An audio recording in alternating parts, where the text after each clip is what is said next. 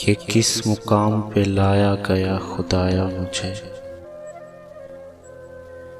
कि आज रूंद के गुजरा है मेरा साया मुझे।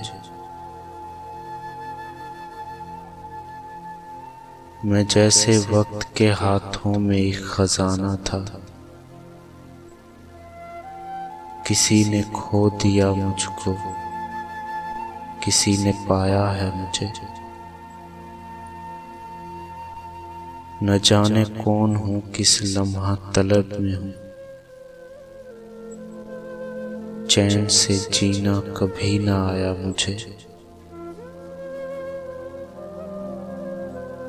मैं एक लम्हा था और नींद के हसार में था, फिर एक रोज किसी ख्वाब ने जगाया मुझे। इसी ज़मीन ने सितारा किया है मेरा वजूद, समझ रहे हैं ज़मीं वाले क्यों पराया मुझे।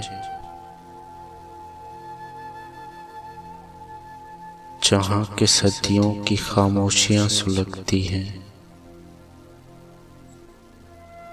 किसी ख्याल की वहशत ने है गुनगुनाया मुझे।